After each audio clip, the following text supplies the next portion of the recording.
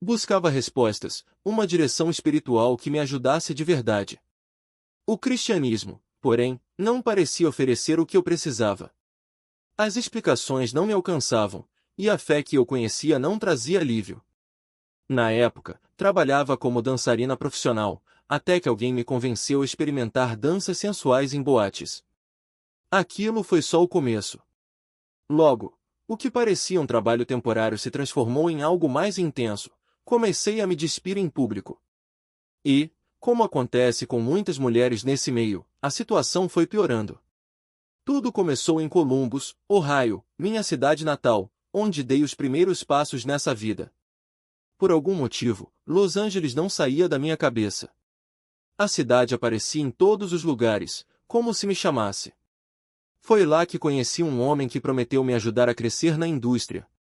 Mas, antes de qualquer coisa, ele fez uma pergunta que me marcou: você é uma garota divertida ou uma garota sem graça? A resposta, claro, determinaria o tipo de trabalho que eu faria. Acabei mergulhando de cabeça em formas de trabalho sexual na cidade, indo além do que fazia antes. Permiti que homens fizessem coisas comigo que, no passado, eu jamais teria aceitado. Enquanto isso, minha colega de apartamento não desistia de me falar sobre Deus.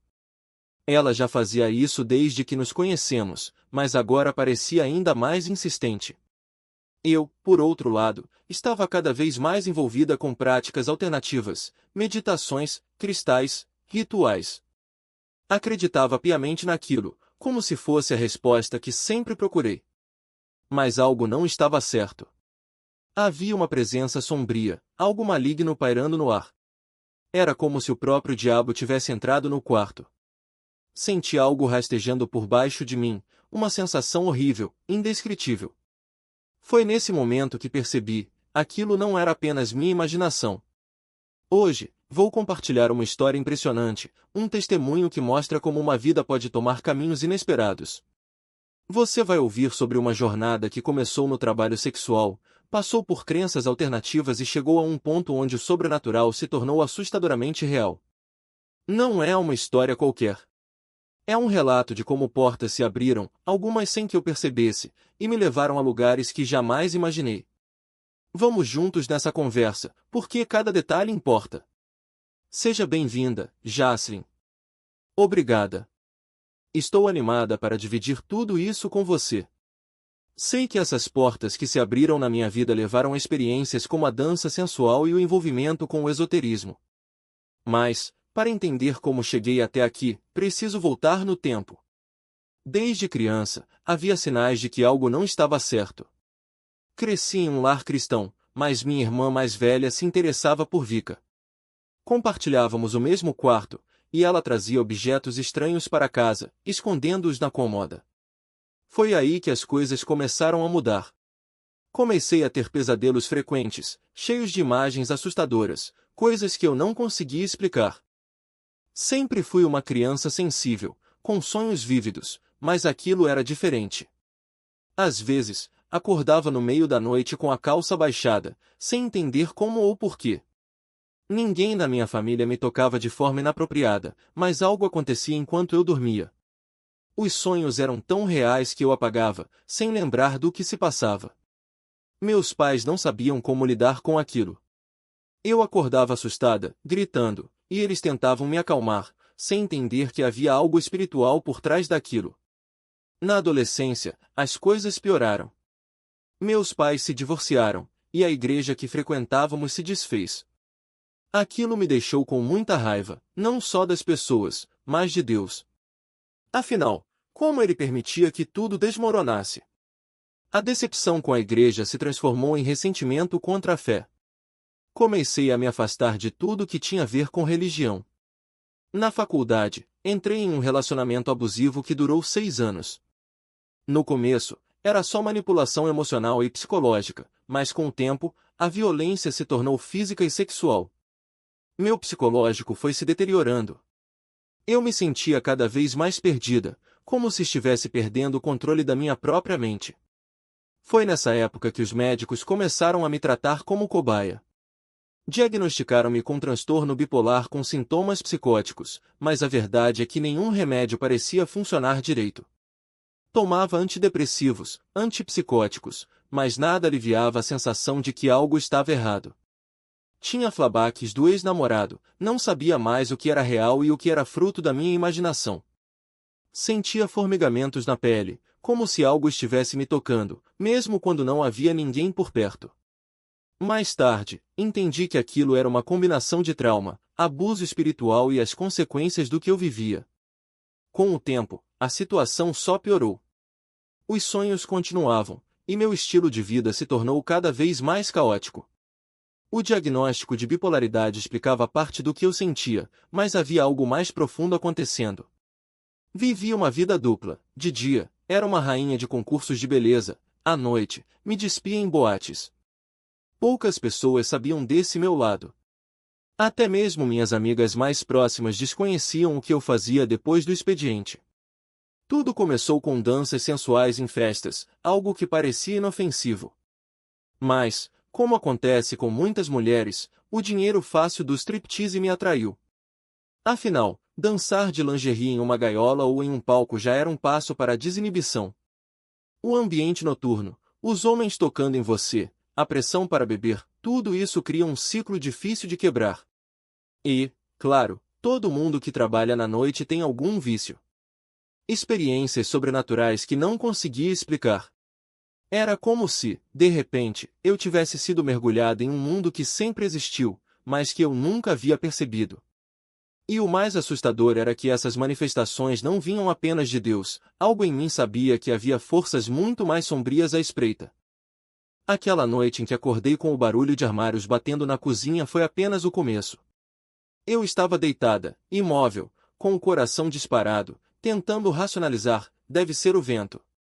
Deve ser a casa velha. Mas não havia vento. Não havia explicação. O som era nítido, como se alguém estivesse ali, furioso, jogando panelas no chão. E então, o frio.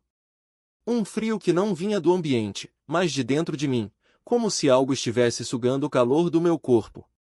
Eu não conseguia me mexer, não conseguia gritar. Só conseguia sentir o peso de uma presença que não pertencia àquele lugar. Quando finalmente consegui abrir os olhos, vi o gato. Não era um gato comum, os olhos brilhavam no escuro, e o corpo parecia maior do que deveria ser. Ele estava parado ao pé da cama, olhando fixamente para mim, como se esperasse alguma coisa. E então, ele sibilou. Um som gutural, quase humano, que fez minha pele se arrepiar. Naquele momento, eu soube, não era um animal. Era outra coisa, usando aquela forma para me assustar. E funcionou. Depois disso, as coisas só pioraram. Eu começava a ouvir vozes sussurrando meu nome quando estava sozinha, ouvia sombras se movendo nos cantos do quarto quando apagava a luz. Às vezes, acordava com a sensação de que alguém estava sentado na beira da cama, observando. Outras vezes, sentia mãos invisíveis me empurrando para baixo, como se tentassem me sufocar. Era como se, ao receber aquela visão de Deus no carro, eu tivesse aberto uma porta que não sabia como fechar. E o mais irônico era que, mesmo com tudo isso acontecendo, eu ainda não estava pronta para mudar. Continuava frequentando à noite, dormindo com homens que não significavam nada, bebendo mais do que deveria. Era como se uma parte de mim acreditasse que podia controlar aquilo, que podia ter Deus de um lado e o mundo do outro, sem que um interferisse no outro. Mas a verdade é que não dá. Quando você brinca com fogo, acaba se queimando. Eu tentava buscar respostas nas igrejas, mas sempre saía frustrada. Ou os pastores falavam de forma genérica demais, ou eu não estava disposta a ouvir o que realmente precisava ser dito. Porque, no fundo, eu sabia, as respostas que eu queria exigiam algo que eu não estava pronta para dar, minha rendição completa. E enquanto eu não estivesse disposta a abrir mão daquela vida dupla, as visões e as manifestações só se tornariam mais intensas. Foi então que percebi que não era só Deus tentando me alcançar. Havia algo mais, algo que se alimentava da minha confusão, do meu medo, da minha resistência. E quanto mais eu lutava contra o que estava acontecendo, mais forte aquilo se tornava. Até que um dia, depois de mais uma noite de terror, eu finalmente entendi, não era uma batalha que eu podia vencer sozinha. Do que eu imaginava. Cada conversa no estúdio revelava uma camada nova de como as coisas realmente funcionavam, e não era nada parecido com o glamour que eu via nos clipes ou nas premiações. O produtor, apesar de tudo, era honesto comigo. Talvez até demais. Ele não suavizava as verdades, não tentava me proteger. Dizia coisas como: se você quer durar aqui, precisa aprender a dizer não sem que eles percebam que você disse não. Porque se eles acharem que você está recusando, vão te destruir. Ou então, ninguém aqui é seu amigo. Até os que te abraçam e te chamam de família vão te jogar fora no segundo em que você não servir mais para eles. No começo, eu achava que ele exagerava. Que era só o jeito cínico de alguém que já tinha visto demais. Mas aos poucos, fui percebendo que ele não estava mentindo. As histórias se repetiam, dançarinas que sumiam depois de uma noite com um diretor, cantoras que assinavam contratos com cláusulas absurdas porque alguém as convenceu de que era o único caminho, produtores que trocavam favores por corpos. E o pior era que, na maioria das vezes, as mulheres sabiam no que estavam se metendo. Não era ingenuidade. Era sobrevivência. Eu mesma comecei a notar como as coisas funcionavam. No set do clipe em que dancei, por exemplo, havia uma hierarquia clara, as dançarinas principais eram as que tinham relações com alguém importante. As outras, como eu, ficavam nas pontas, esperando uma chance que nunca chegava.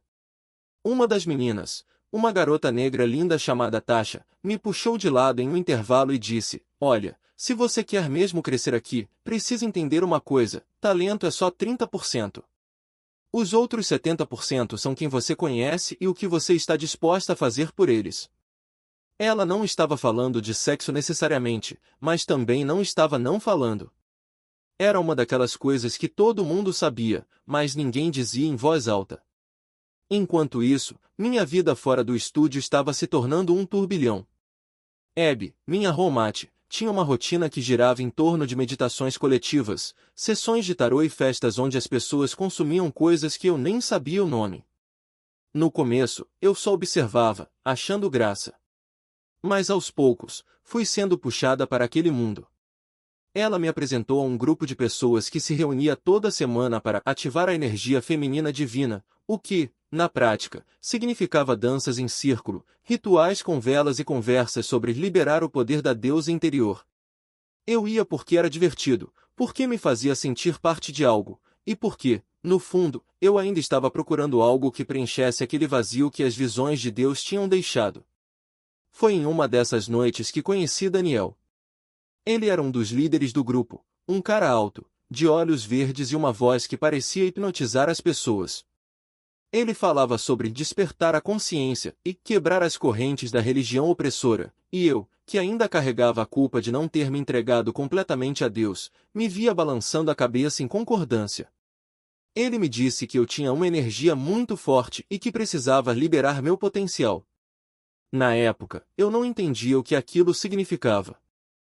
Só sabia que, pela primeira vez em meses, alguém parecia me ver, não a dançarina, não a garota que ouvia vozes, mas eu.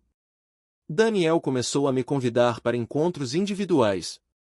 Primeiro, eram só conversas sobre espiritualidade. Depois, passaram a ser sessões de limpeza energética, onde ele colocava as mãos em mim e dizia sentir bloqueios que precisavam ser removidos. Eu deixava. Porque, no fundo, eu queria acreditar que aquilo era real. Que alguém finalmente tinha resposta para o que estava acontecendo comigo. E quando ele me beijou pela primeira vez, eu não o afastei. Porque, naquele momento, parecia a coisa mais natural do mundo. Mas então as coisas começaram a mudar. As sessões de limpeza ficaram mais intensas. Ele me pedia para fechar os olhos e confiar no processo, enquanto suas mãos percorriam meu corpo de um jeito que não parecia mais espiritual. Eu tentava me convencer de que era só minha mente suja, que eu estava interpretando errado. Até que uma noite, ele me disse que, para liberar minha energia feminina, eu precisava experimentar o prazer sem culpa. E foi aí que eu entendi, não era sobre Deus. Não era sobre iluminação. Era sobre ele. Eu me afastei. Mas não sem antes perceber que, mais uma vez, eu tinha trocado uma prisão por outra. Antes, era culpa por não me entregar a Deus. Agora, era vergonha por ter caído em algo que, no fundo, eu sabia que não era certo. E o pior era que, em Los Angeles, isso não era exceção. Era a regra. Todo mundo estava buscando algo: fama, dinheiro, poder, iluminação, amor, e todos estavam dispostos a pagar o preço que fosse necessário. Foi quando as visões voltaram. Mais fortes do que nunca. Eu não esperava por aquilo. E, no fim das contas, ele não chegou a ver meu talento de imediato. Sabia que eu tinha ouvido apurado, que conseguia perceber quando uma nota estava levemente desafinada ou quando um arranjo soava artificial demais. Por isso, deixava que eu opinasse sobre as gravações, como se minhas sugestões fossem um teste. Até que, uma noite, quis me ouvir ao piano. E também cantar, porque, afinal, eram duas coisas que eu amava. Marcamos um horário para eu tocar no estúdio, mas eu estava nervosa, sabia que aquilo era uma espécie de audição. Afinal, ele já tinha trabalhado com nomes grandes, gente como a Lady Gaga antes mesmo de ela estourar. Então, sentei no banco, respirei fundo e comecei a tocar. Aos poucos, a música me envolveu, e o nervosismo se dissolveu. Não sei quanto tempo passou, mas, quando parei, olhei para ele e vi seu rosto, estava impressionado. Uau, você estava escondendo isso de mim esse tempo todo? Foi incrível, disse. Não falo isso para qualquer um. Agradeci, mas algo na reação dele me deixou alerta. Ele começou a falar como aqueles políticos que enrolam, dizendo muito sem dizer nada de concreto. Até que, de repente, soltou: o que eu preciso saber é: você é uma garota divertida ou uma garota chata? Meu estômago embrulhou na hora. Eu sabia exatamente o que aquilo significava. Ele vinha preparando o terreno para aquela conversa, e eu respondi: seca, sou uma garota chata. Ele apenas assentiu, e a conversa morreu ali. Lembro de ter ficado tensa, sozinha no estúdio com um homem que deixava claro o que queria em troca de ajuda. Não houve abuso, não naquela noite. Mas também não houve mais nada depois daquilo. Eu já sabia qual seria minha resposta se a proposta fosse sexual.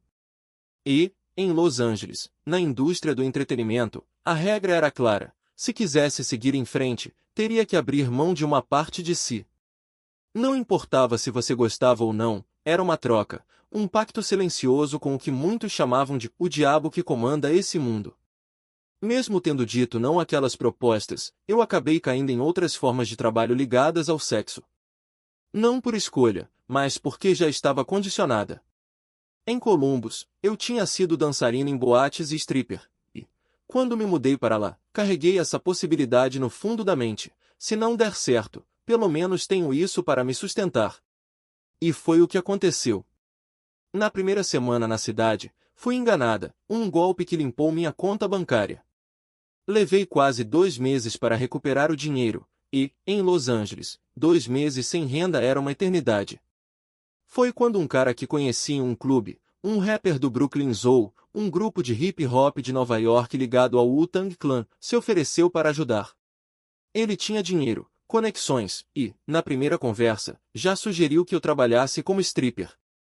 Recusei, mas, quando precisei de ajuda, ele me apresentou a uma mulher envolvida em negócios ilegais. Foi assim que entrei no mundo da venda de maconha em Los Angeles. Tecnicamente, a erva era legal na cidade, mas a maioria dos vendedores não tinha licença para distribuí-la.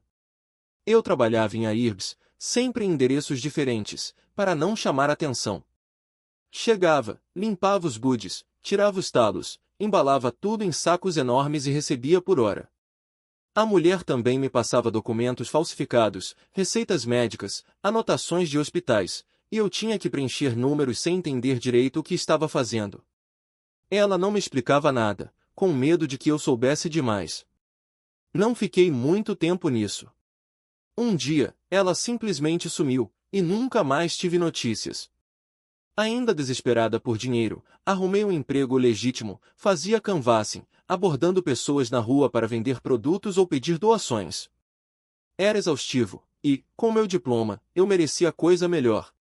Mas lá era competitiva demais, não só na indústria do entretenimento, mas em tudo. Então, decidi que precisava de uma renda extra. Ainda resisti à ideia de voltar a dançar, então comecei a procurar outras opções. Foi quando vi um anúncio no Craigslist: Karaoke Hostes, ganhe até $1.000 por noite. Nunca tinha ouvido falar em clubes de karaokê, mas o anúncio dizia que era em Coriaton, que eu poderia escolher os dias e que o trabalho envolvia entreter os clientes. Parecia vago demais, mas entrei em contato. Marcamos de nos encontrar em uma loja de bobateia em Coriaton. Quando cheguei, já havia outra garota lá. Você também veio para a entrevista de hostes? Perguntei. Ela assentiu, e eu percebi que não era a única.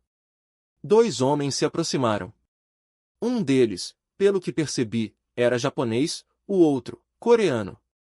Eles desceram, apertaram a mão dela e nos sentamos a uma mesa do lado de fora, no pátio da loja de chá. Começaram a explicar como funcionava o trabalho, o que deveríamos cantar, como nos comportar. Em um momento, não consegui segurar o riso. Ah, então é um esquema de acompanhantes, soltei. Eles reagiram na hora, balançando as mãos em negação. Não, não, não, você não é acompanhante, disse um deles. O outro reforçou: você não pode dormir com os clientes. É contra as regras. Se fizer isso, eu te demito na hora. Não quero que faça isso. Tenho filhas, não gostaria que elas passassem por isso. Você não pode. Eu e a outra garota nos entreolhamos. Aquilo soava estranho, quase cômico. Mas, na minha cabeça, eu já sabia como essas coisas funcionavam. Já tinha trabalhado antes, conhecia a dinâmica: homens que dizem uma coisa, mas deixam brechas para o que pode render mais dinheiro, mesmo que, tecnicamente, não devesse. Então pensei, tanto faz. Tinha um pouco de orgulho, na verdade. Já tinha passado por situações assim, sabia me proteger. Sabia como ganhar dinheiro. No começo, fiquei desconfiada porque não era exatamente o que eu imaginava, não seria só dançar, cantar, entreter. Mas acabei aceitando. Fui adicionada a um grupo de conversa em um aplicativo separado, onde o contato principal era meu chefe. Ele tinha um motorista designado ou, às vezes, dirigia ele mesmo. Eles passavam para buscar as mulheres e nos levavam para diferentes clubes de karaokê em Coriaton. Depois de deixadas na porta, entrávamos e, basicamente, fazíamos um teste na frente dos clientes. Os homens escolhiam com qual de nós queriam ficar na sala, geralmente por um mínimo de 1 ou 2 horas. Dependendo do horário de funcionamento do clube, dava para estender o tempo, adicionando mais horas se eles quisessem continuar. O ponto de encontro era uma garagem em Coriaton, um lugar que parecia servir de estacionamento para algumas lojas. Eu ia dirigindo, estacionava meu carro e esperava a van chegar. Dentro dela, já havia outras mulheres, todas espremidas. A van circulava pela região, parando em um clube de karaokê atrás do outro, havia vários por ali. O chefe descia primeiro, e nós o seguíamos. Na entrada, nos informavam os números das salas que ainda precisavam de garotas. Então, era só esperar a vez. A regra era clara: não podíamos entrar todas de uma vez, porque os homens ficavam sobrecarregados e tinham dificuldade para escolher. Uma de cada vez. Ficávamos em fila do lado de fora das salas, esperando nossa vez de entrar. Quando chegava o momento, você simplesmente abria a porta e se apresentava. Lá dentro, eles estavam sentados em sofás, com uma mesa no centro onde o clube servia petiscos, nada de refeições completas, mas salgadinhos, frutas, esse tipo de coisa. Também tinham bebidas, claro. Garrafas de tudo quanto é tipo, do álcool mais barato ao mais caro e sofisticado. E uma TV com o sistema de karaokê, com livros enormes cheios de músicas, qualquer uma que você pudesse imaginar. Cada garota tinha seu próprio estilo. Algumas apostavam na diversão, na energia, no carisma para serem escolhidas. Outras faziam o papel de inocentes. E, pensando bem, era assim que aqueles homens funcionavam. Viviam nesse universo sexualizado, consumiam conteúdo desse tipo. Quando nos viam entrando nas salas, era como se estivessem folheando um catálogo de fantasias. Qual delas combina com o que eu quero hoje? Às vezes, até garotas que se vestiam de forma mais simples eram as mais procuradas. Lembro de perguntar para uma veterana sobre isso, e ela me explicou: esses homens asiáticos têm um fetiche por garotas russas ou do leste europeu.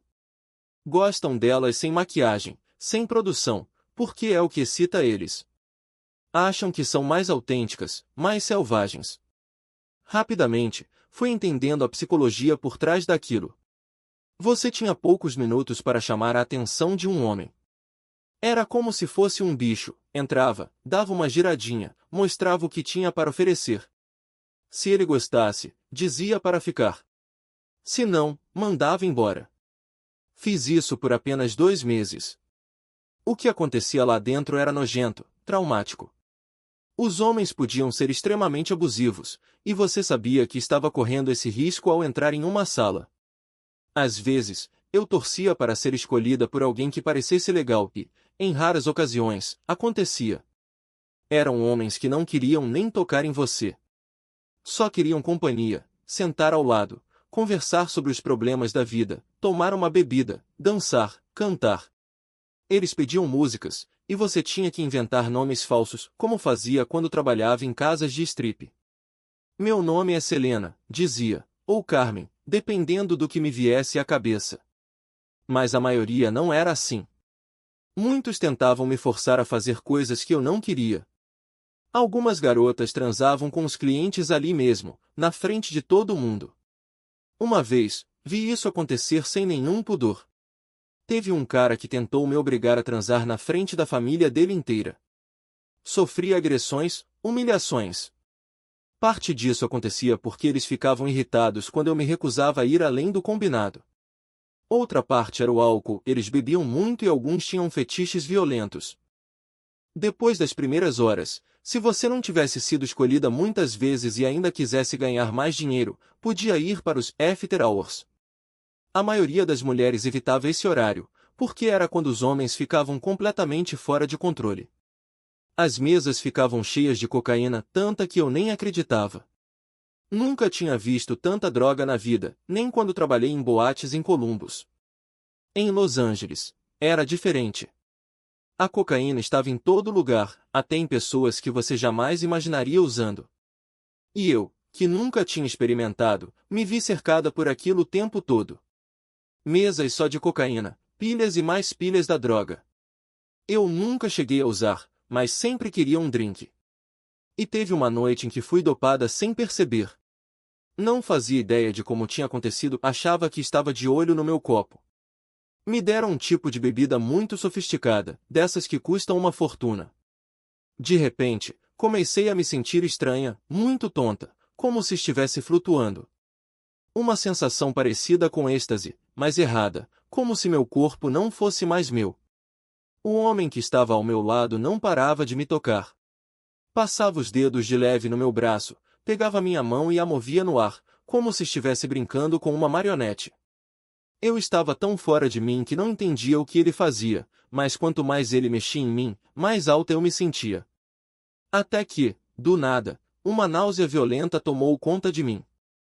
Levantei correndo, nem cheguei ao banheiro. Vomitei direto no corredor daquele karaokê, bem no meio do salão. Uma funcionária veio limpar, e eu, tremendo, mandei uma mensagem para o meu chefe: por favor, vem me buscar. Não estou bem. Não sei o que está acontecendo. Quando entrei na van, meu corpo inteiro convulsionava. Uma fraqueza absurda, como se eu fosse desmaiar a qualquer momento. Uma das meninas me segurou, olhou para o chefe e perguntou: o que está acontecendo com ela? O que ela tem? Ele ficou em silêncio, apenas me passou uma garrafa de água. Naquela noite, me deixou em casa, e eu mal conseguia andar. Vomitei ao lado da cama, sem forças para chegar ao banheiro. Acordei no dia seguinte com poças de vômito espalhadas pelo chão do quarto. Quando voltei ao trabalho, meu chefe me chamou para conversar. Você foi dopada ontem à noite, ele disse. Sabia disso? Percebeu? Balancei a cabeça, negando. Eu só não entendia o que estava acontecendo. Não bebi tanto assim para ficar daquele jeito. Ele então começou a me repreender, quase gritando: eu te falei para vigiar seu copo. Você tem que cobri-lo com a mão, nunca deixar ele sozinho na mesa, nunca ir ao banheiro se ainda tiver bebida lá fora. Eu insisti, mas eu não fiz nada disso. Fiquei o tempo todo no salão. Ele respirou fundo e disse: isso é droga. Te deram algo chamado, não lembro o nome exato, mas era uma substância que só ativa no seu corpo quando você é tocada. Por isso aquele homem ficava mexendo no seu braço, na sua mão ele estava ativando a droga em você. Fiquei em choque. Você está dizendo que eu poderia ter morrido? Ele assentiu. Tem gente que toma isso e entra em coma. Não acorda mais. Aquilo deveria ter sido suficiente para eu sair dali na mesma hora, mas não foi. Porque, mais uma vez, eu estava presa nessa espiral de autossabotagem. Continuei trabalhando, mas não por muito tempo. Poucas semanas depois, descobri que a polícia fazia batidas nesses karaokês, eram chamadas de rates, operações para prender prostitutas. E, como hostes de karaokê, você era automaticamente considerada uma. Eles nos ensinavam o que dizer se a polícia aparecesse: sou amiga dos caras. Não estou recebendo nada. Só vim me divertir. Mas a verdade era que, se te pegassem, você ia presa. Foi por isso que decidi sair. Não era só perigoso, era insustentável. Mas, de certa forma, aquele mundo já tinha me mudado. Eu fazia coisas que nunca imaginei fazer, nem mesmo quando trabalhava como stripper. No começo, sentia nojo, repulsa. Tentava me desligar, fingir que era outra pessoa, que estava em outro lugar, às vezes até imaginava que estava voando no céu, longe dali. Mas o corpo tem suas próprias regras. Mesmo quando a mente resiste, ele reage. E, em algum momento, a repulsa e o medo se misturavam com algo que eu não queria sentir: prazer. Era uma sensação horrível, como se meu corpo estivesse me traindo. Você sente nojo, medo, vergonha, mas ao mesmo tempo seu corpo responde, e você não consegue evitar. É uma confusão que deixa qualquer um enjoado, literalmente. Para lidar com isso, a única saída é se dissociar. É como se você se dividisse em duas, uma parte que sente tudo e outra que finge que nada está acontecendo. E é por isso que muitas pessoas que passam por abuso sexual ou trabalham na indústria do sexo acabam desenvolvendo transtornos mentais de bipolaridade, personalidades fragmentadas, crises de ansiedade. Não é só coisa do demônio, como alguns dizem. É o cérebro tentando sobreviver a algo que ele não consegue processar. Depois daquela experiência, voltei para os strip clubs. Achava que seria mais seguro do que trabalhar como hostes, mas estava enganada. Em Los Angeles, tudo era mais intenso.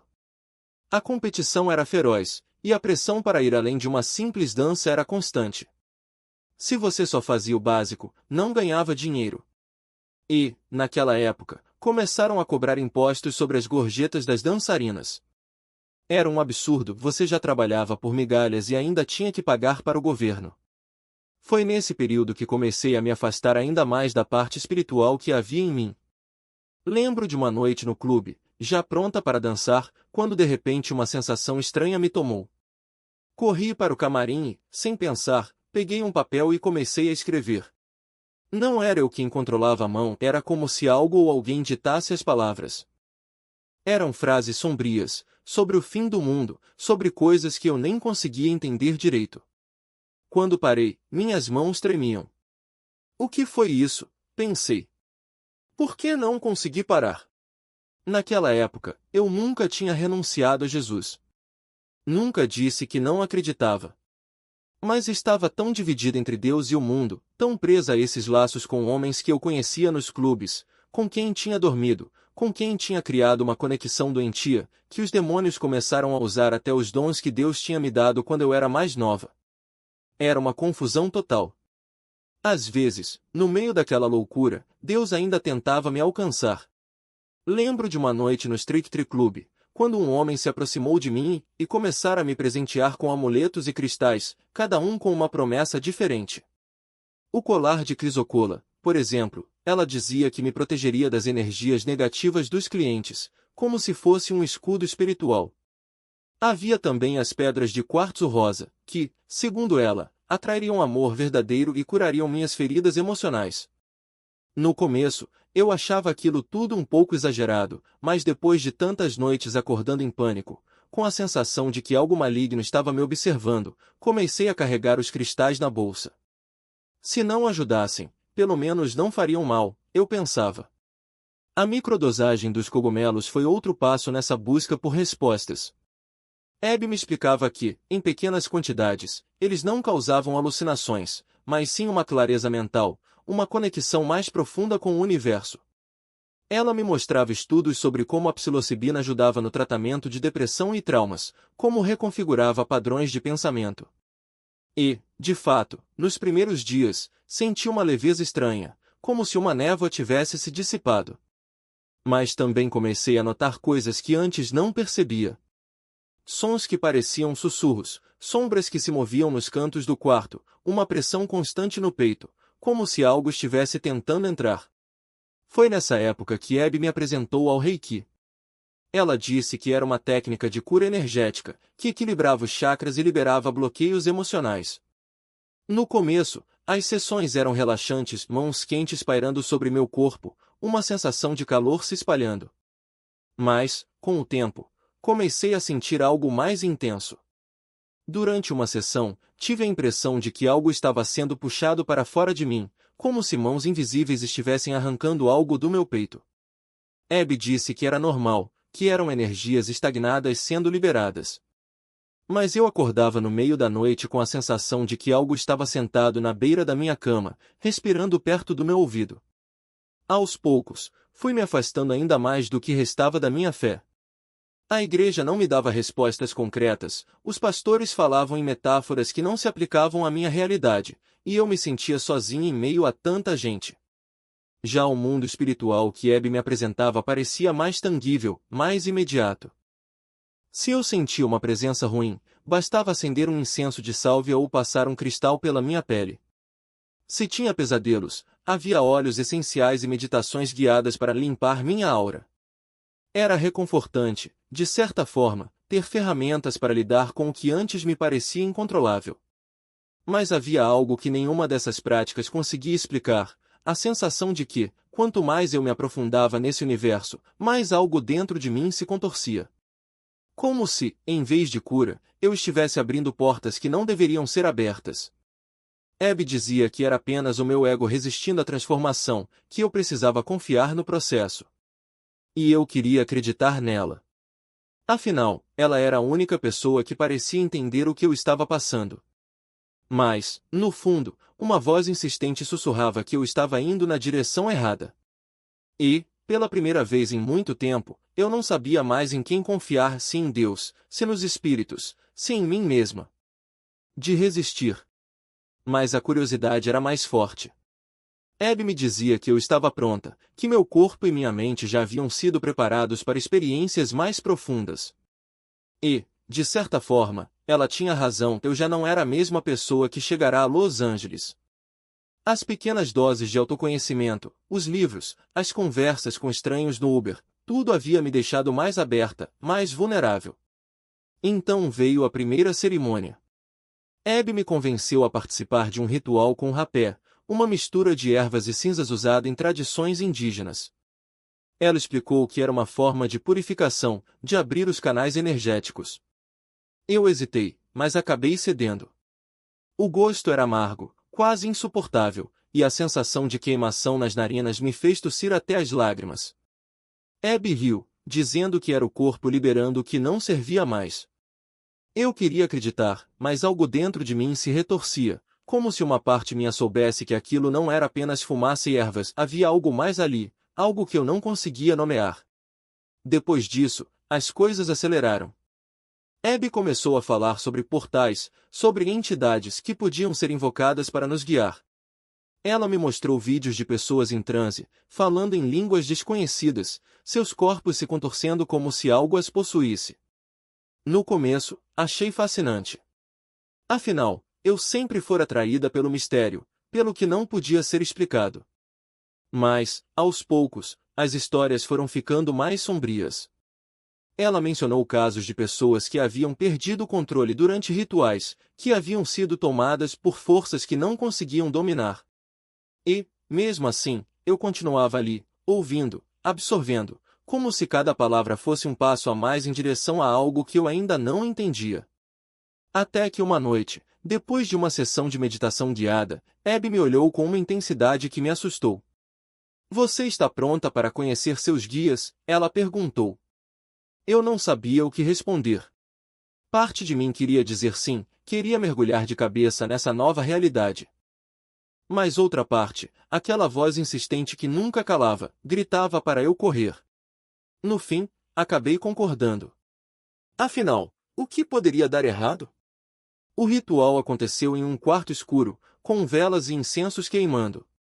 Abby me instruiu a fechar os olhos e repetir palavras que eu não entendia. A princípio, nada aconteceu. Mas então, uma sensação estranha tomou conta de mim, como se algo estivesse se movendo dentro do meu peito, algo que não era eu. Minhas mãos começaram a tremer, e uma voz que não era minha sussurrou palavras em meu ouvido. Abby sorriu, satisfeita. Eles estão aqui, ela disse. Eu deveria ter parado ali. Deveria ter saído correndo daquele quarto, daquele apartamento, daquela cidade. Mas não o fiz. Porque, naquele momento, eu já não sabia mais quem eu era. E, se não era eu, então quem ou o que estava no controle? Mas não o próprio Deus. Então, quando uma voz me chamava, eu não sabia mais distinguir de onde ela vinha. Naquela noite, antes de dormir, ouvi claramente: você precisa se preparar. O portal vai se abrir. Eu me sentei na cama, o coração batendo forte, mas ao mesmo tempo havia uma estranha familiaridade naquelas palavras. Como se já as tivesse ouvido antes, em sonhos que não eram meus. Abby havia me falado sobre portais, sobre como certas substâncias podiam abrir portas para outros reinos, para seres que esperavam do outro lado. Eu não acreditava totalmente, mas também não duvidava. Afinal, já tinha visto coisas demais para duvidar. No dia marcado para o LSD, Abby preparou tudo com cuidado ritualístico. Velas, incensos, cristais dispostos em um círculo no chão da sala. Ela disse que era para ancorar a energia e proteger o espaço. Nosso amigo, Daniel, chegou com um sorriso nervoso, segurando um pequeno frasco de vidro com o líquido transparente. Isso vai mudar tudo, ele murmurou, como se soubesse de algo que eu não sabia.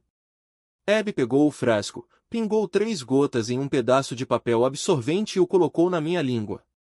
Engole rápido, ela instruiu, antes que o gosto te faça desistir. O gosto era amargo, metálico, como se eu tivesse lambido uma moeda enferrujada. Fechei os olhos e esperei.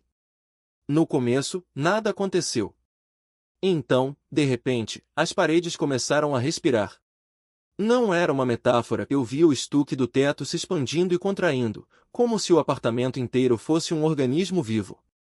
Abby e Daniel riram, mas o som deles era distorcido, como se estivessem falando debaixo d'água.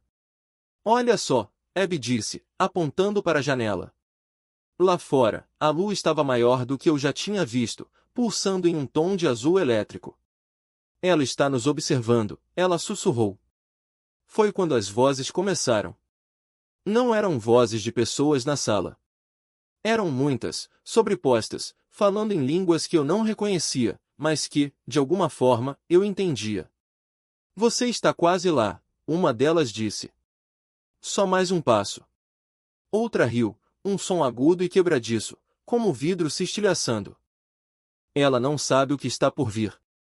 Eu tentei me levantar, mas minhas pernas não respondiam. Meu corpo parecia feito de chumbo, pesado demais para se mover, leve demais para ser real. Abby se aproximou e segurou minha mão. Relaxa, ela disse, eles só querem conversar. Foi então que eu vi. No reflexo da janela, atrás de Abby, algo se moveu. Não era um reflexo, era outra versão dela, mas com olhos completamente pretos, sem pupilas, sem branco. A boca se abriu em um sorriso que não pertencia a nenhum rosto humano, e quando ela falou, a voz não saiu de seus lábios. Saiu de dentro da minha cabeça. Você sempre soube que era especial, ela disse. Desde que era criança.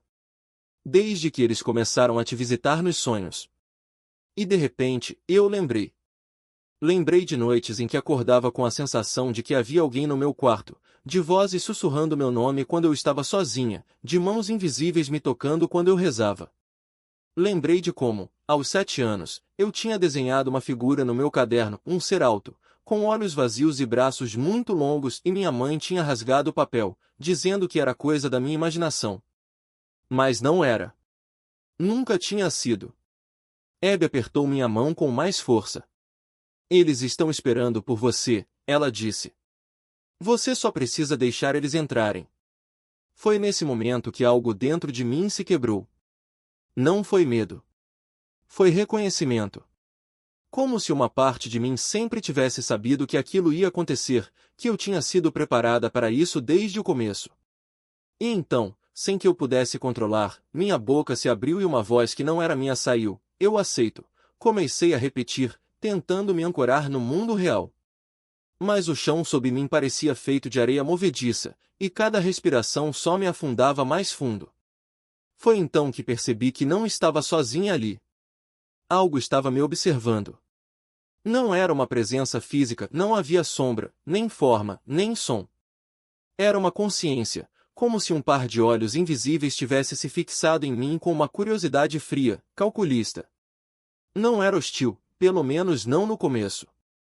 Era como se alguém tivesse aberto uma porta que eu nem sabia que existia e agora estivesse parado do outro lado, esperando para ver o que eu faria. Minha pele se arrepiou. Não de medo, mas de uma estranha familiaridade, como se aquela presença já tivesse estado ali antes, em sonhos que eu não lembrava ao acordar. E então, sem aviso, as vozes começaram. Não eram vozes como as que ouvimos no dia a dia, claras, distintas. Eram sussurros sobrepostos, como se dezenas de pessoas estivessem falando ao mesmo tempo, mas em línguas que eu não conhecia. Algumas soavam suaves, quase sedutoras, como um convite para algo que eu não conseguia nomear. Outras eram ásperas, cortantes, como unhas arranhando uma lousa. E no meio de tudo isso, uma delas se destacou. Você sabe quem nós somos? Não era uma pergunta. Era uma afirmação, dita com uma certeza que me atravessou como uma lâmina. Eu não sabia. Mas, ao mesmo tempo, sabia. Era como se uma parte de mim sempre tivesse esperado por aquele momento, como se cada passo que eu dera até ali, cada dúvida, cada busca, cada experimento com substâncias tivesse sido uma preparação para aquilo. Tentei me levantar, mas minhas pernas não responderam. O mundo ao meu redor começou a se distorcer de novo, mas dessa vez não era a realidade física que mudava. Era eu. Minha mente se expandiu, como se alguém tivesse puxado as cortinas de um palco que eu nem sabia que existia. De repente, eu podia ver coisas que não estavam ali antes, não com os olhos, mas com algo mais profundo, algo que não tinha nome. Vi linhas de energia serpenteando pelo ar, conectando tudo, as árvores, as pessoas ao longe, até mesmo os pássaros no céu. E entre essas linhas, havia coisas, formas escuras, quase como sombras com vida própria, deslizando entre os espaços. Algumas pareciam se alimentar das emoções das pessoas, como abutres em torno de um animal ferido. Outras simplesmente observavam, imóveis, como se estivessem esperando por algo. E então, como se uma represa tivesse se rompido dentro de mim, as memórias começaram a voltar. Não eram lembranças minhas. Eram deles. Fragmentos de vidas que não eram minhas, de lugares que eu nunca tinha visto, de línguas que eu nunca tinha falado. Vi mãos segurando objetos que não existiam neste mundo, ouvi cantos em vozes que não eram humanas, senti o peso de uma adoração que não era direcionada a Deus. E no centro de tudo, uma verdade que me atingiu como um soco no estômago: eles sempre estiveram aqui. Não como invasores, não como algo que chegou depois, mas como parte do tecido da realidade, tão antigos quanto o próprio tempo. E eu sempre tinha sido um deles, mesmo sem saber. A voz voltou, mais clara agora, como se estivesse falando diretamente dentro do meu crânio. Você nos esqueceu. Mas nós nunca esquecemos você. Foi nesse momento que o pânico me dominou. Não pelo que eu estava vendo, mas pelo que eu sabia que estava por vir. Porque, no fundo, eu entendia que aquilo não era um delírio. Não era o LSD falando. Era a verdade, crua e incontornável, rasgando o véu que eu mesma tinha ajudado a enfraquecer. E então, como se respondesse a um chamado que eu não tinha feito, minha boca se abriu de novo. Dessa vez, não foi uma voz que saiu. Foi um som. Um som que não pertencia a este mundo. A pressão dentro de mim era como uma mão invisível apertando minha garganta, sufocando qualquer resistência. Eu sabia que não era eu quem pensava aquelas coisas, era ele, aquele ser que tinha se enraizado sob minha pele, que sussurrava em meu ouvido como se minhas próprias ideias fossem um eco distorcido das dele. E o pior era que, por mais que eu gritasse internamente, minha voz não saía.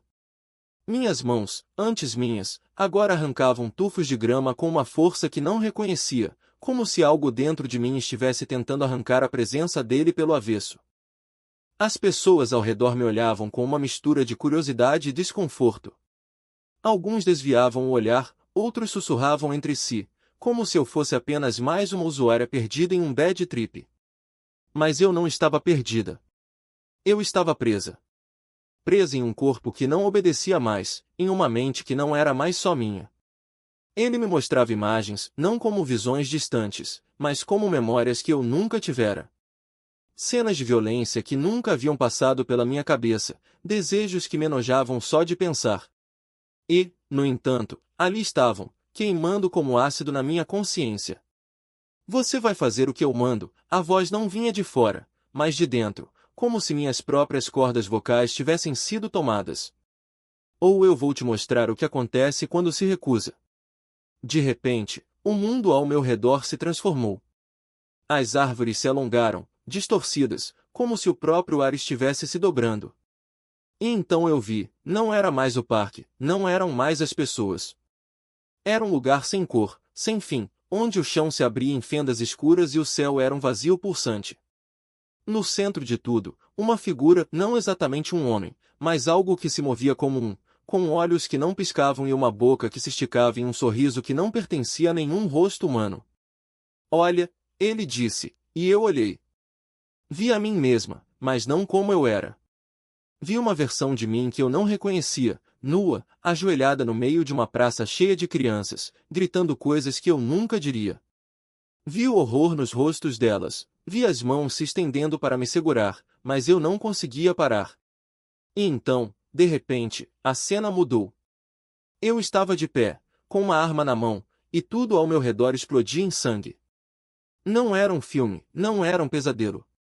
Era real, tão real que eu senti o cheiro de pólvora, senti o peso da arma na minha mão como se ela fosse parte de mim.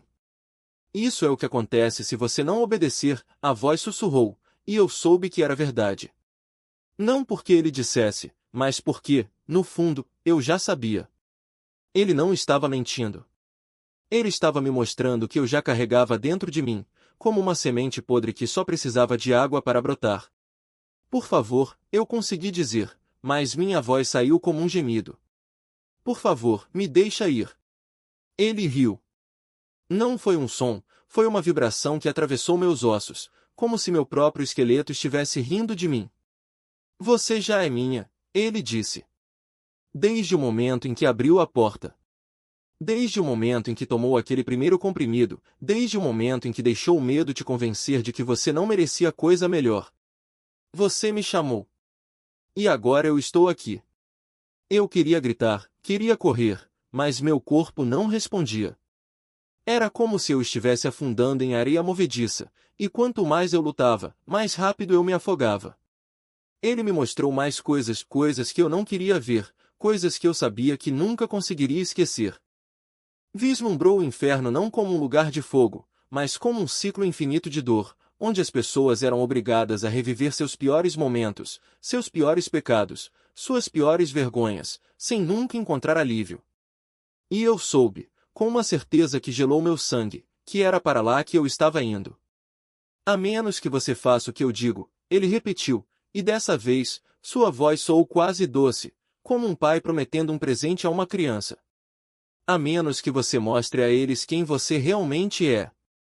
Foi então que algo dentro de mim quebrou. Não foi resistência, não foi força. Foi desespero puro, o tipo de desespero que só surge quando você percebe que não há saída.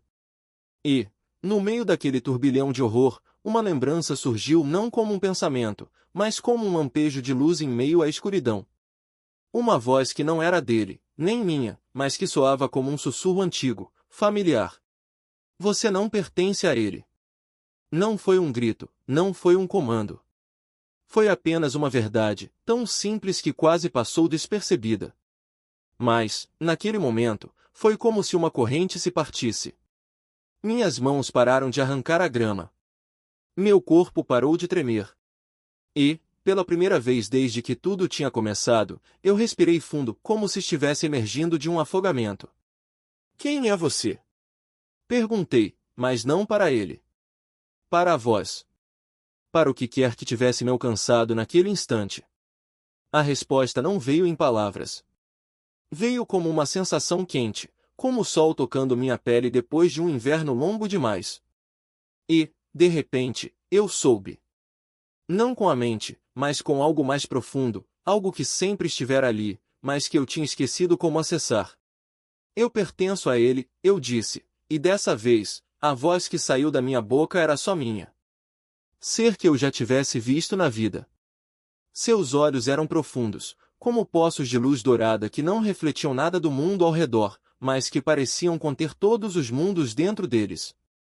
Não havia sombra neles, nem dúvida, nem medo, apenas uma quietude tão absoluta que, por um instante, meu próprio terror se aquietou. Ele não disse nada. Não precisava. Sua presença era uma resposta, uma promessa, um silêncio que preenchia cada fresta da minha agonia. E então, sem aviso, algo dentro de mim quebrou. Não foi um alívio. Foi uma rendição. Como se um peso que eu carregava há anos, sem nem saber que existia, tivesse sido arrancado das minhas costas de uma só vez. Minhas convulsões pararam. Meu corpo, que antes tremia como se fosse se despedaçar, ficou imóvel. Até a voz que sussurrava coisas imundas em minha mente se calou, como se tivesse sido sugada para longe.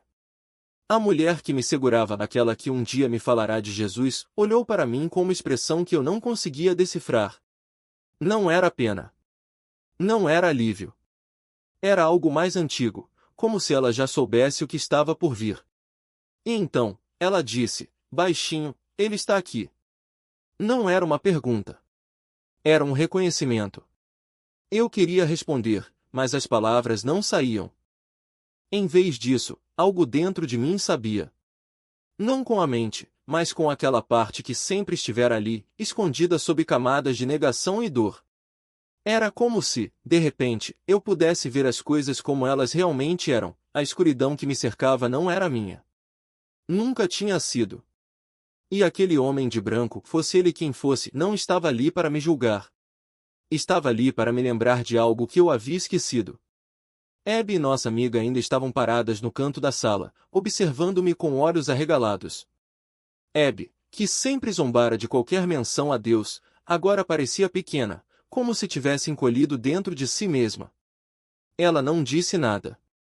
Apenas segurou minha mão com força, como se tivesse medo de que eu fosse desaparecer. O que foi aquilo? Sussurrou nossa amiga, a voz trêmula. O que era aquele rosto? Eu não tinha resposta. Mas, pela primeira vez em horas, não sentia mais a necessidade de ter uma. O homem de branco havia sumido. Mas a sensação de sua presença permaneceu, como um calor que se espalhava devagar pelo meu peito. E, no silêncio que se seguiu, uma verdade simples se instalou em mim, tão clara que quase doía: eu não estava sozinha. Nunca estivera. Homem mais santo que já havia cruzado meu caminho. Nada nele era sexual, nada mesmo.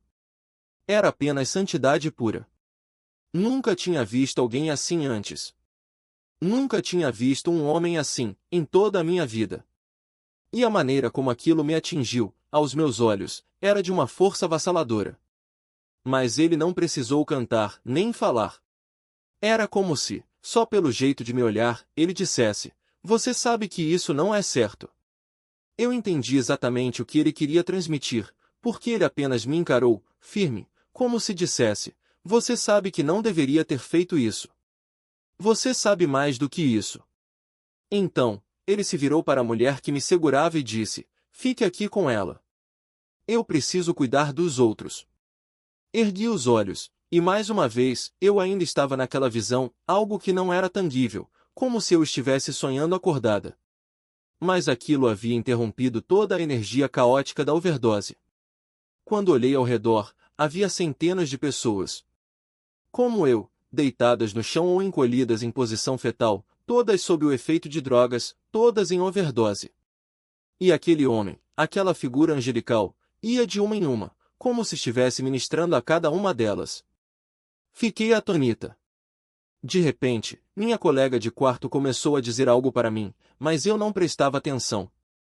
Foi então que, sem aviso, comecei a pregar, como se as palavras saíssem de mim sem controle.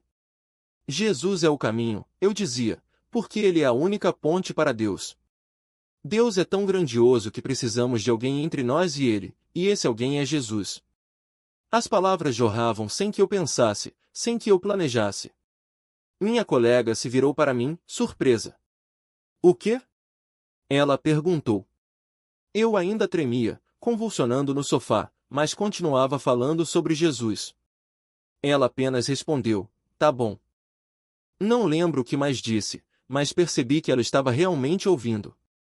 Não que tenha se convertido naquele momento, mas algo nela reconheceu que aquilo era sobrenatural, algo que ela não podia negar. Nunca tinha falado sobre Jesus daquele jeito antes. Era incontrolável. Uma resposta direta à presença de Deus, como se o corpo não pudesse fazer outra coisa senão adorá-lo quando ele se manifesta. Como João Batista disse, até as pedras clamariam. A natureza inteira o adora, e nós, criados à sua imagem, não temos como resistir quando sua presença é real naquele momento, mesmo no meio de algo ilícito. O Senhor entrou. Eu estava tão imersa na experiência que mal habitava meu próprio corpo. As palavras simplesmente saíam, como um testemunho que não podia ser contido. Que graça foi ele ter feito aquilo, não só por mim, mas por ela. Ele queria se revelar à minha colega através de mim. Mesmo no meu pecado, mesmo na minha rebeldia, ele me usou. Falou por mim. Nada daquilo teria acontecido se não fosse o Senhor. Mas, apesar de tudo, eu ainda estava sob o efeito da droga. As horas passavam, e minha colega começou a ficar preocupada. O que está acontecendo? Ela perguntou. Você já passou muito do tempo normal.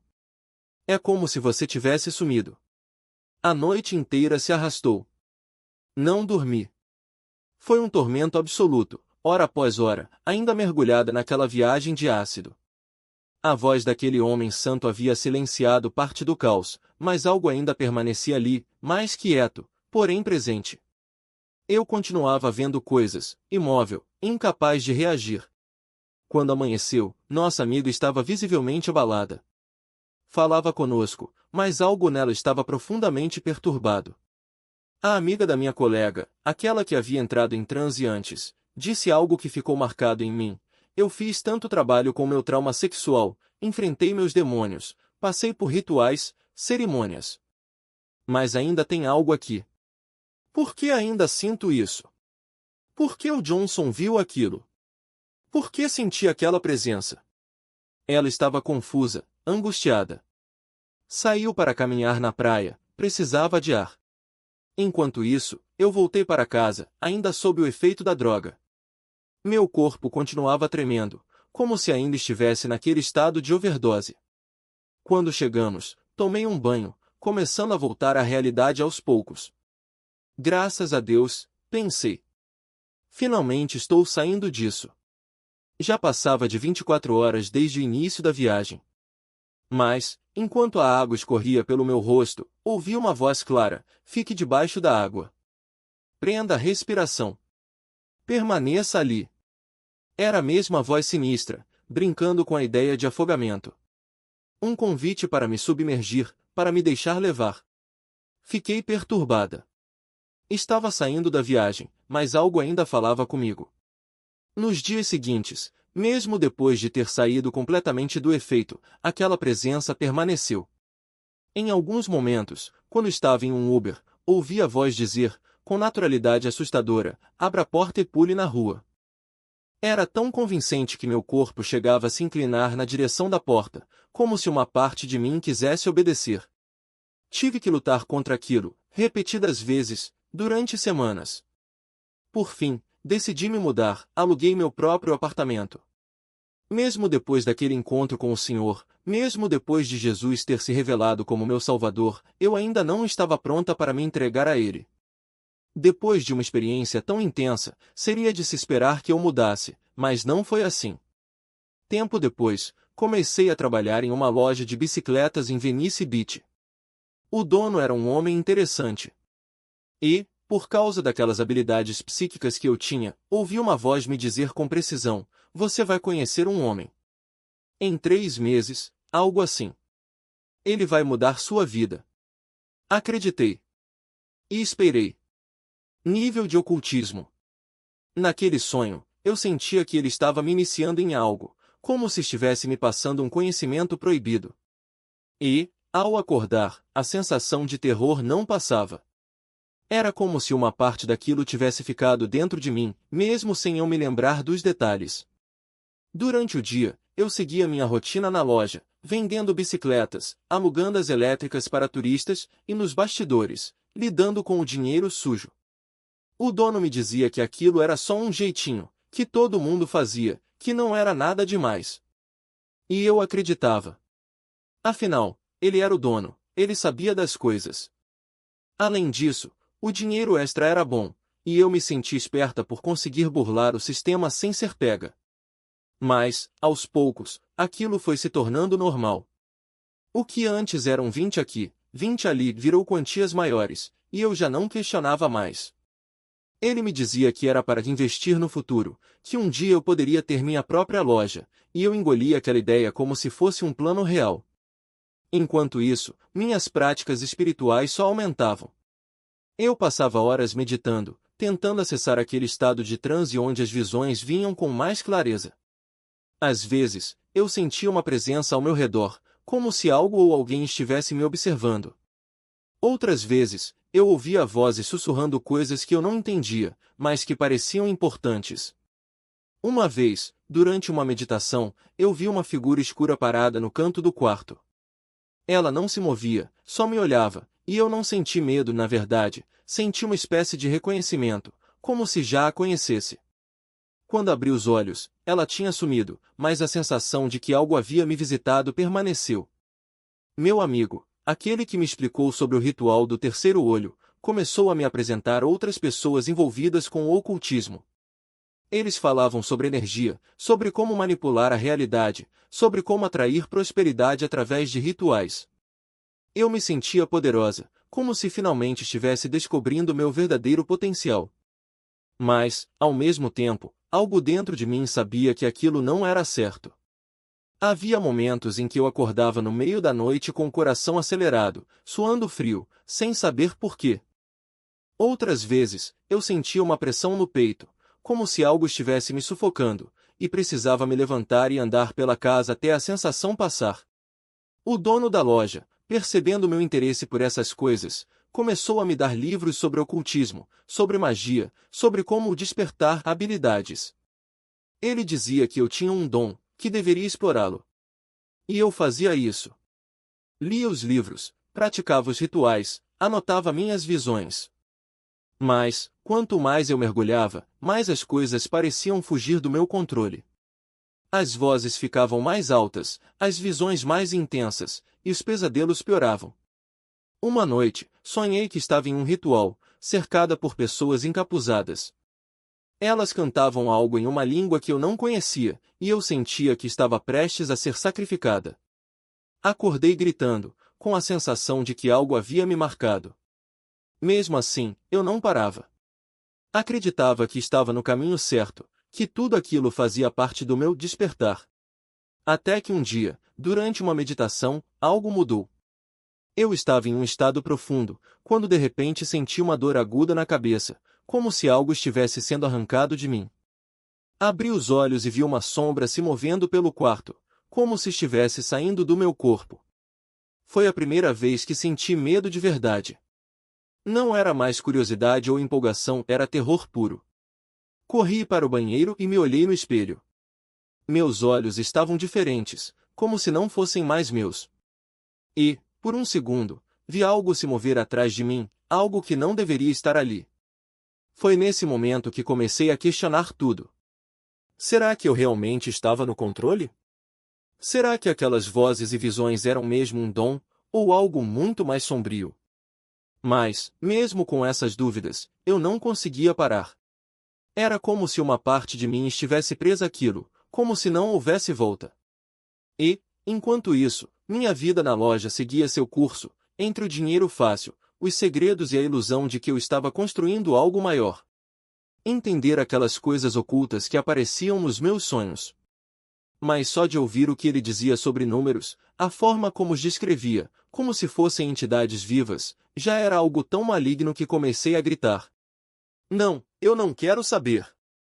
Não quero saber, tapando os ouvidos com as mãos. Acordei sobressaltado, e mais uma vez tive aquela sensação de que minha mente estava sendo devolvida a mim, como se alguém a tivesse tomado emprestada e agora a devolvesse, contaminada. Eram conhecimentos que eu não queria ter, coisas tão sombrias que só de ouvi-las me davam vontade de me machucar, de arrancar os pensamentos da cabeça. Era como se cada revelação me empurrasse um pouco mais para a beira da loucura. E enquanto isso, a rotina na loja de bicicletas só piorava. O ambiente já era pesado, mas agora parecia que algo mais sinistro se instalara ali. Até que um dia, um cliente me agrediu dentro da minha própria loja. Fiquei com o olho roxo, o rosto inchado, marcas que demoraram dias para sumir. Veneza, o bairro onde eu morava, não era um lugar seguro, na verdade, poucos lugares em Illinois eram. A polícia estava sobrecarregada, havia corrupção por toda parte, e as pessoas aprendiam desde cedo que, se quisessem sobreviver, precisavam se virar sozinhas. Ou se aliar a quem pudesse oferecer proteção. E em Veneza, quem mandava eram duas gangues. Se você tinha um negócio, precisava manter uma boa relação com elas. Se vendia maconha por baixo dos panos, tinha que pagar a taxa delas, ou elas viriam cobrar à força. Era assim que as coisas funcionavam. E eu, sem querer, já estava no meio daquilo. Desde os tempos de karaokê, quando comecei a ser chamado para animar festas de máfias armênias, passando por pequenos trabalhos ilegais, eu já estava sendo preparado para aquilo. Não era uma escolha, era um caminho que me empurravam a seguir, como se sempre tivesse sido meu destino. A essa altura, já não sentia mais medo do perigo. Estava anestesiado. Mas o peso daquilo tudo começou a me esmagar. Não foi de uma hora para outra, foi aos poucos, como uma pressão que aumenta até não dar mais para respirar. Os meses antes de eu pedir demissão da loja foram os piores. Os pesadelos não paravam, e durante o dia, as visões intrusivas me atacavam sem aviso. Às vezes, eu tinha que cancelar um encontro com um amigo porque uma delas me atingia com tanta força que eu caía no chão, chorando, gritando, parecendo um louco. Ninguém entendia o que estava acontecendo. Eu mesmo não entendia. Foi então que me lembrei de Rita. Ela era uma mulher que eu tinha conhecido anos antes, quando frequentei uma igreja logo depois de me mudar para Los Angeles. Mesmo depois que parei de ir, ela continuou me mandando mensagens. Como você está? O que tem feito? Precisa conversar. Ela era persistente, mas nunca me julgou. Mais tarde, descobri que ela acreditava que Deus a havia colocado em meu caminho como uma missão. O Senhor me disse que eu precisava ficar perto de você, ela me contou um dia. Então, em um momento de desespero, eu a procurei. Olha, não sei se na sua igreja tem alguém que faça libertação, ou algo assim, mas eu estou sendo atormentado. Quero que isso pare. O problema era que eu só queria me livrar dos sintomas, não estava disposto a entregar minha vida por completo. Mesmo assim, ela me indicou uma mulher, que me encaminhou para outra, e assim fui parar em uma igreja em Orange County. Não era exatamente um lugar que eu frequentaria, mas eles ofereciam algo que eu precisava. Eles tinham uma equipe especializada em libertação espiritual. Você enviava um e-mail descrevendo seus sintomas, seu histórico, sua relação com Deus, ou a falta dela, e eles marcavam uma sessão. Foi assim que conheci uma das mulheres do grupo. Ela veio até mim em um parque, e ali mesmo, sob os olhares curiosos de quem passava, comecei a manifestar coisas que eu não conseguia controlar. Tentava arrancar minha própria camisa, gritava palavrões, dizia coisas que nunca diria em sã consciência. Era como se outra pessoa falasse por mim. As pessoas ao redor paravam, assustadas, perguntando se eu estava bem. Ela está bem, a mulher dizia, sem se importar. Estou orando por ela. E continuava, firme, como se aquilo fosse normal. Depois daquela primeira sessão, senti algo diferente. Algo havia saído de mim. Eu sabia disso. Me senti mais leve, como se um peso tivesse sido tirado das minhas costas. Mas não abandonei tudo. Ainda mantinha meus livros de espiritualidade alternativa, ainda meditava, ainda questionava. Será que isso é mesmo Deus? Será que não é? E havia outra coisa que me incomodava profundamente, a ideia de que a homossexualidade era um pecado. A maioria dos meus amigos era LGBTQ+, especialmente na comunidade de dança e artes, onde eu me sentia em casa. Eu mesmo me identificava como queer. Nunca tinha tido um relacionamento sério com uma mulher, mas já havia tido experiências. Sabia que havia atração ali. E como conciliar isso com a fé? Como acreditar em um Deus que condenaria pessoas tão boas, tão gentis, só por serem quem eram? Alguns dos seres humanos mais bondosos que eu conhecia eram gays. Tratavam-me melhor do que muitos cristãos que eu havia encontrado. Então, quando as pessoas da igreja me perguntaram sobre minhas crenças, eu não consegui mentir. Acho que Jesus é importante, disse, tentando contornar. Mas quando o assunto chegou à homossexualidade, não consegui me segurar. Não acho que ser gay seja pecado, soltei, quase sem pensar. Foi uma defesa automática, como se algo dentro de mim precisasse daquilo. E mesmo assim, eu continuava oscilando. Ainda me envolvia com aquele cara, ainda flertava com práticas que sabia que não eram certas.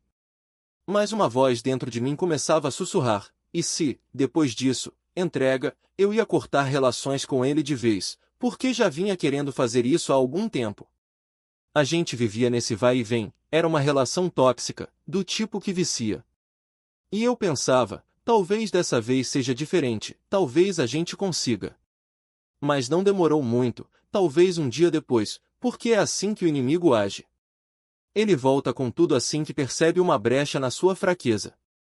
De repente, ele me mandou uma mensagem. E eu senti aquilo de novo, aquela sensação avassaladora de amor, como se o sentimento tivesse se intensificado. Por que eu o amo tanto? Me perguntava. Era um desejo genuíno de vê-lo, não em um contexto de igreja, eu ainda evitava frequentar, mas só nós dois. E eu gostava daquilo. Mais uma vez, eu tinha passado por um processo de libertação. Estava livre, aliviada dos sintomas que me prendiam. Mas então o vi. Acabei dormindo com ele. Quando ele saiu do meu apartamento, me sentei na cama e chorei sem parar. Lá no fundo, eu sabia, aquela seria a última vez. E foi. Era como se algo dentro de mim finalmente tivesse entendido que não dava mais para continuar naquele ciclo.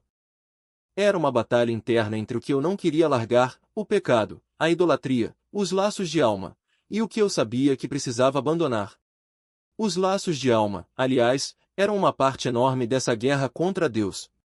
Eu entendi aquilo, mas só naquele momento decidi realmente me desvencilhar. O inimigo não ficou tão incomodado com a minha libertação em si, o que o enfureceu de verdade foi perceber que eu estava fechando as portas por onde ele entrava e saía. Ele não conhece as coisas como Deus conhece, mas nos estuda a vida inteira. Então, quando eu sinalizei que estava me libertando, ele logo identificou as brechas, os laços que eu ainda mantinha, a resistência em largar os pecados sexuais, a recusa em abrir mão do dinheiro que vinha de atividades ilegais, o roubo, os contratos com um líder de gangue, os acordos comerciais que envolviam práticas pecaminosas. Ele sabia que, enquanto eu mantivesse essas coisas, ainda tinha como me controlar.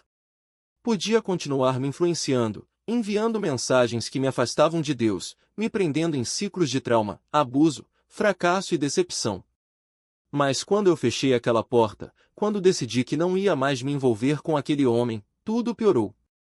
Os pesadelos, as visões incontroláveis, os pensamentos invasivos, as vozes que me mandavam machucar pessoas, ferir fisicamente, abusar sexualmente. Coisas que eu nunca quis para mim, nunca desejei. Eram só pensamentos, imaginações, mas tão reais que me assustavam. Foi quando comecei a entender melhor a profundidade do que eu carregava. Eu não sabia, mas vinha de uma linhagem de bruxaria. Aquilo já corria no meu sangue, nas gerações antes de mim. E, sem perceber, eu era a próxima herdeira daquilo, a necromancia, a adivinhação, a magia. Por isso as experiências eram tão intensas. Eu era um alvo perfeito. Quem sofre abuso, especialmente abuso sexual, fica mais vulnerável a receber conhecimentos e habilidades ocultas. O trauma é a moeda deles. Sangue, sexo, dor, são os tipos de sacrifício que eles exigem. Eu não percebia que, ao fazer acordos, ao participar de rituais, mesmo que só na minha mente, estava firmando pactos. E pactos exigem pagamento. Não eram sacrifícios explícitos, como matar um animal, mas havia trocas.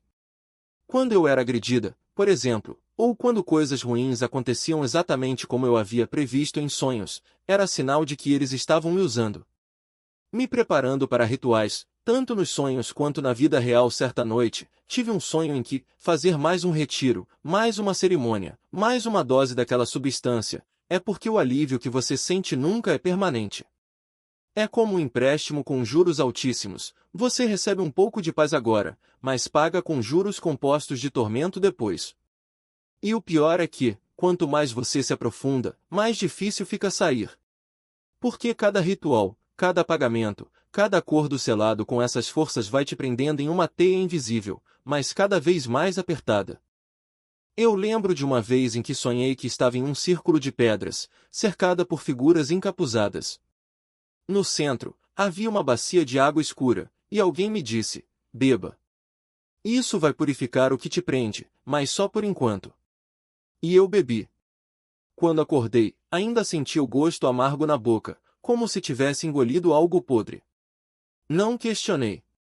Apenas obedeci, como sempre. Naquele momento, não entendia que estava assinando mais um contrato, renovando mais uma dívida. E o pagamento?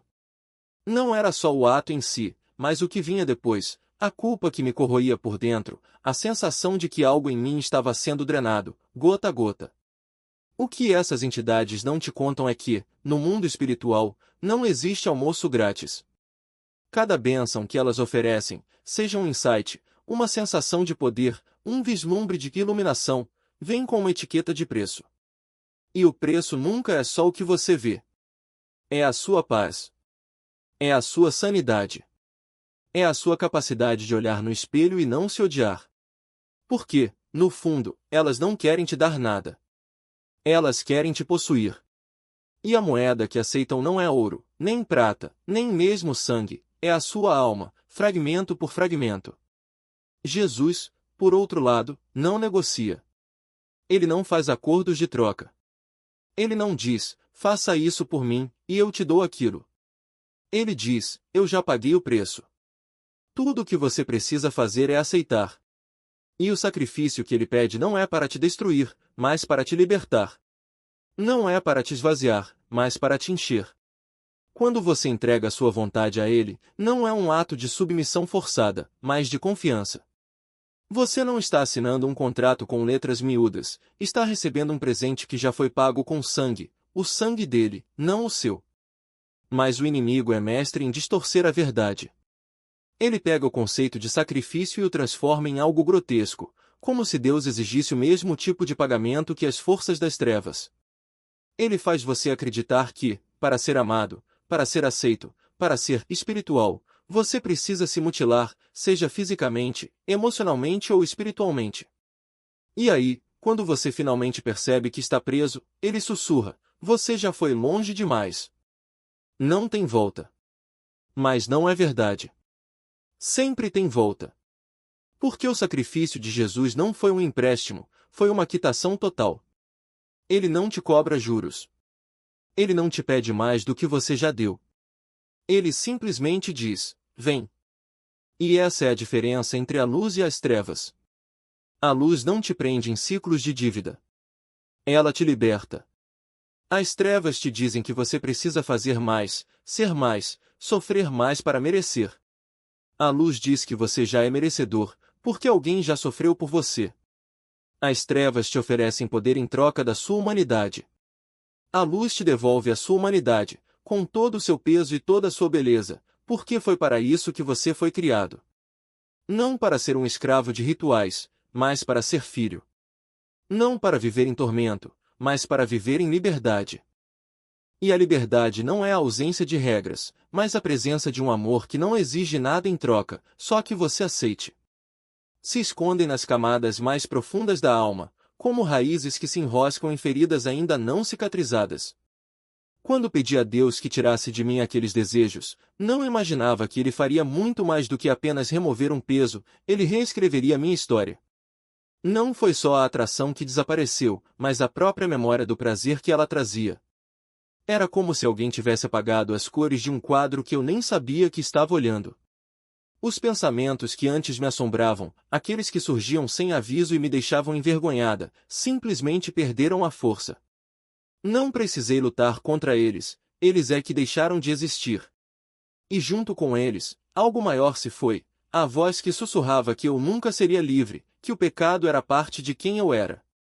Mas nem tudo se resolveu de uma vez. Alguns espíritos não saem com um único ato de fé.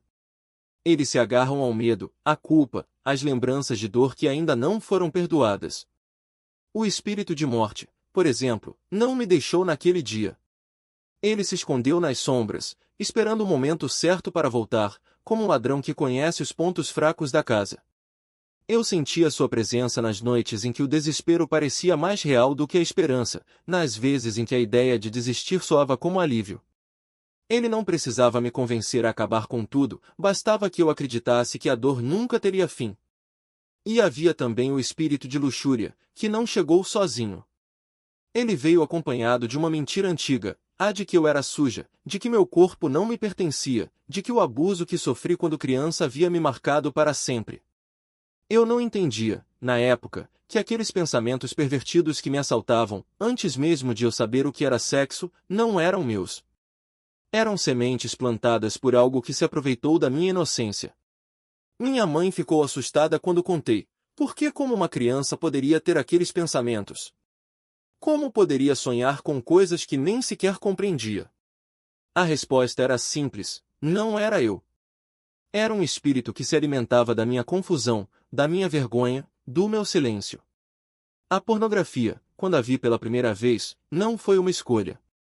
Foi um acidente que se transformou em armadilha. A imagem ficou gravada na minha mente, e de repente, o que antes era estranho se tornou familiar.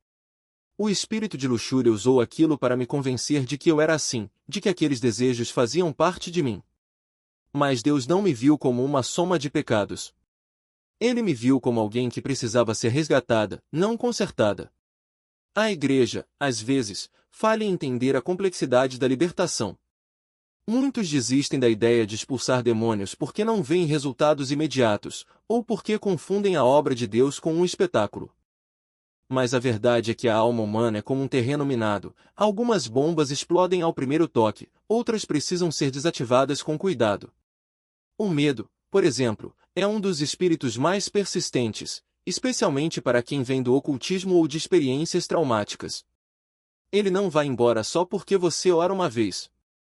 Ele se esconde atrás de cada lembrança ruim, de cada pesadelo, de cada vez que você hesita em confiar em Deus. E enquanto houver uma ferida aberta, uma mágoa não perdoada, uma rejeição não resolvida, ele terá um lugar para se agarrar. A libertação não é um evento, mas um processo. Às vezes, é uma porta que se abre de repente. Outras, é um corredor longo, onde você precisa caminhar passo a passo, arrancando as raízes do que te prende. O importante é não desistir de acreditar que a luz é mais forte do que as trevas, mesmo quando as trevas parecem vencer. Por que você se apega a esse medo como se ele fosse um escudo? Você acredita mais na sua própria capacidade de se defender do que na proteção de Deus. E isso é algo extremamente difícil de romper psicologicamente, especialmente quando se vem de um contexto como o da nova era, onde a ideia de que você é seu próprio Deus está enraizada. É como se, no fundo, você ainda não confiasse plenamente que Ele está ao seu lado. Esse processo de libertação exige tempo, e é justamente aí que a paciência e a graça de Deus se revelam. Ele não nos apressa, porque sabe que algumas feridas são profundas demais para serem curadas de uma só vez. A libertação pode até acontecer num instante, mas a restauração da alma, essa sim, é um trabalho artesanal, feito camada por camada. Imagine um cirurgião diante de um coração danificado, ele não abre o peito e age com pressa. Cada movimento é calculado, cada corte é preciso, porque sabe que uma vida está em jogo. Com Deus, é a mesma coisa. Ele nos conhece melhor do que nós mesmos. Sabe que, se apressar a cura de traumas profundos, abuso, vício, manipulação mental, pode causar mais danos do que benefícios. Há feridas que não são apenas espirituais, mas também psicológicas. Elas fragmentam a percepção de quem somos, distorcem a realidade e nos fazem duvidar até da nossa própria humanidade. Eu mesma passei por isso. Durante muito tempo, sentia que não habitava meu próprio corpo. Era como se outra pessoa olhasse pelos meus olhos, como se eu fosse um espectador da minha própria vida. No início, achei que fosse algo demoníaco, mas não era. Era o resultado de anos de trauma, de rituais, de pesadelos que haviam estilhaçado minha mente. A nova era, com sua ideia de que somos espíritos em corpos temporários, só piorou essa sensação de despersonalização. A mente humana é frágil, e quando é bombardeada por mentiras, ela se quebra. A cura, então, não é apenas expulsar um espírito maligno. É reconstruir a confiança, é reaprender a sentir, é permitir que Deus, através de pessoas, da sua palavra, de sonhos e até de relacionamentos, costure os pedaços quebrados. Ele usou meu marido, por exemplo. Antes mesmo de conhecê-lo, Deus me mostrou em um sonho que eu me casaria com um homem que ajudaria a curar minhas emoções. E foi exatamente isso que aconteceu. Porque Deus não nos restaura apenas para nos libertar, Ele nos restaura para nos ensinar o que é relacionamento verdadeiro, para nos lembrar de quem somos, filhos amados, feitos à sua imagem. Há momentos em que a cura é tangível. Você sente a mão de Deus tocando sua mente, aliviando a dor, como um médico que remove um tumor. Mas há outras vezes em que a espera parece interminável. E é aí que a confiança se torna a chave. Porque, no fim, o que ele está fazendo não é apenas um procedimento espiritual, é uma cirurgia de alma. E ele sabe exatamente o tempo certo para cada corte, cada ponto, cada etapa. A verdade é que podemos confiar nele com cada parte de nós. Mesmo quando o processo dói, mesmo quando não entendemos, ele nunca falha. E, no final, quando olhamos para trás, vemos como cada detalhe foi cuidado, como cada ferida foi tratada com amor. Porque Deus não é apenas poderoso, Ele é meticuloso. E nós, feitos à sua imagem, somos complexos demais para que Ele nos trate com menos do que isso. Se você está passando por algo assim, saiba que não está sozinho. A cura é possível, mas exige entrega. E, às vezes, a maior prova de fé não é acreditar que Deus pode fazer algo, mas confiar que Ele sabe como fazer. Questionando, sentindo-se perdido sobre o que realmente significa seguir a Cristo ou até mesmo duvidando de quem Ele é. Se esse é o seu caso, saiba que essa busca não é em vão. Deus não se ofende com perguntas sinceras, Ele as acolhe. O próprio Jesus, em sua humanidade, não desprezou as dúvidas de Tomé, mas estendeu as mãos e disse: "Vê e crê." Porque a fé não é cega, ela é um convite para enxergar com mais clareza. E quando a confusão parece tomar conta, quando as respostas não chegam de imediato, lembre-se, o Espírito Santo é o Consolador prometido. Ele não apenas nos guia, mas nos convence com ternura, revelando a verdade sem nos esmagar. Não é força bruta, mas um chamado suave, como uma luz que se acende aos poucos em um quarto escuro, até que os olhos se acostumem e tudo se torne nítido.